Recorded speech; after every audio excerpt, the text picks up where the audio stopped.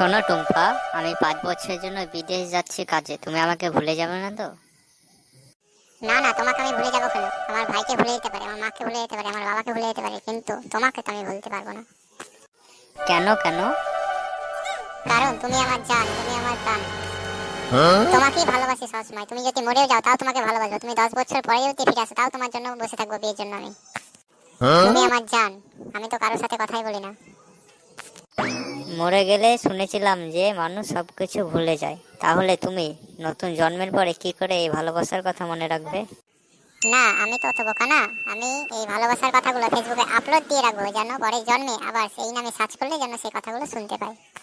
ও তাই? আর তুমি যে বললে তুমি কারোর সাথে কথা বলো না, তাহলে আমাদের পাড়া সেই অমল ছেলেটাকে ও, ওর সাথে শুধু একটু কথা বলতাম। আর শ্যামল ছেলেটা ও একটু বন্ধু, ওর সাথে একটু কথা বলতাম। আর বিমল ছেলেটা? ও বন্ধু, ওর সাথে একটু কথা বলতাম। ও ওসব ছাড়ো তো। ঠিক আছে ঠিক আছে, আমি ওসব কথা বাদিয়ে দিলাম। একটু বাদ দিয়ে আমার একটা বন্ধু আসছে, তা ওর সাথে তোমার কোনো কিছু সমস্যা হলে ওকে বলবে এবং ও সব কিছু তোমাকে দেবে।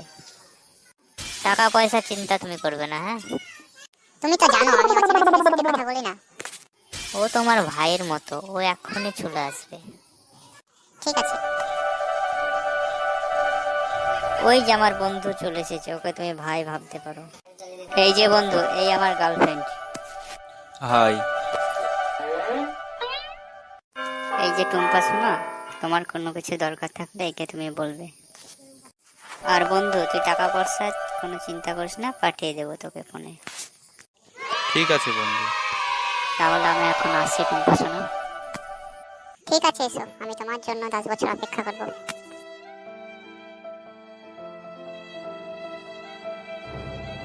দাও বন্ধু, 500 টাকা দাও। এই নাও 500 টাকা, এখন থেকে তোমার দায়িত্ব, সবই তো আমার।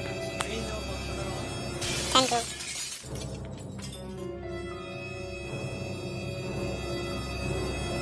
এই যে, কেমন আছিস? ভালো আছি বন্ধু, আমি এখন যাই। এই শুন শুন শুন, দাঁড়া দাঁড়া দাঁড়া। কি বল, তাড়াতাড়ি বল। আমার টুম্পা সোনার কি খবর? ও, আমি এখন যাই।